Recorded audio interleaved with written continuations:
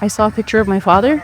I think I must have been about 7 years old at the time, and he said he used to jump out of airplanes for the U.S. Army, and I thought that was the coolest thing as a little girl, and I told him, I want to jump out of airplanes. I grew up on the reservation. I was born here in Crow Agency, and I was raised in the Valley of the Chiefs, also known as the Lodgegrass District. So the Valley of the Chiefs were known as the Valley of the Chiefs because they produced some of the most magnificent warriors and leaders in our community.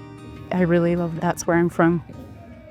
I am a 4-time combat vet, and I've also been to Korea a year, so that's a total of 5 overseas tours.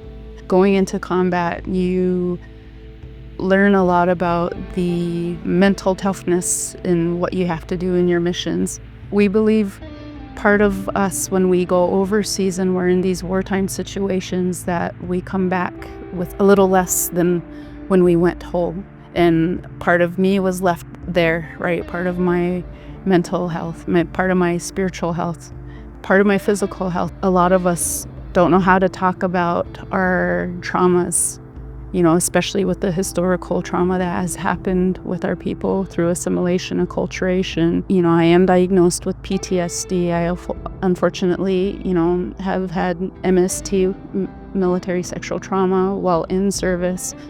And of course, the physical part of it, I was a U.S. Army paratrooper, so, jumping out of perfectly good airplanes have some physical issues too. But actually being an advocate for myself and seeking the help that I needed to bring myself back to alignment and call myself back from overseas, I think that's when I knew it was time for me to check in.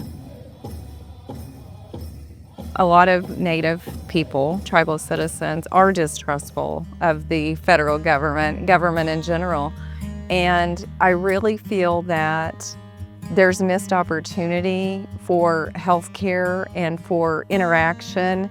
The VA has so many resources that they want to help take care of mental health needs that a lot of veterans and tribal citizens, they may have never even spoke to anybody about some of the things they saw during service or some of their experiences. And if they're not enrolled, we don't know it. But we're here to help, and we're happy to help in any way we can. I just ask that they please give us a chance. I've been into programming twice, the Helena VA and then the second time in the Sheridan VA. And they've been very open. At the Fort Harrison VA in Helena, where you have cultural advisors, we'd be able to sit and gather and speak our truths in one setting, with the spiritual aspect implemented. On top of that, they brought in a certain ceremony, which is also held sacred, so sacred that it's on our tribal flag, and that's the Sweat Lodge. And the Sweat Lodge is a purification ceremony that a lot of the time during war situations, we'd utilize this as a healing practice. Help is available, and it's okay to ask for help. You're important. You fought hard for this country. You cried when you had to separate from your family or lose a battle buddy in combat. You've lost a lot in your heart, your spirit. But it's okay. It's okay to take a knee. It's okay to breathe and grab onto the resources that are available to you.